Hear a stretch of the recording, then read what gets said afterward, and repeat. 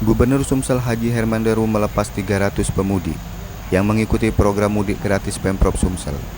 Ada 12 bus yang diberangkatkan dari Terminal Alang-Alang Lebar KM12 Palembang dengan tujuan berbeda.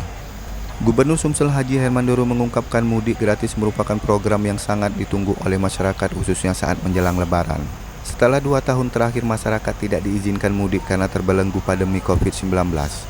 Tahun ini pemerintah mengizinkan masyarakat untuk pulang kampung dan memberikan pelonggaran aktivitas. Memfasilitasi masyarakat yang ingin mudik, Pemprov Sumsel menyelenggarakan mudik gratis. Tujuannya untuk mewujudkan lalu lintas aman, nyaman, dan tertib. Deru mengimbau kepada pemudik agar mematuhi awak bus dengan peraturan yang telah ditetapkan. Rute mudik gratis tahun ini diantaranya Palembang Tanjung Api-Api dan Palembang Prabu Muli, Muara Enim, Lahat, Pagar Alam, Empatawang. Kemudian rute Palembang Oku, Oku Timur, Oku Selatan, dan tujuan Palembang Sekayu, Musirawas, Lubuk Linggau, dan Muratara. Edi, Sumeko TV melaporkan.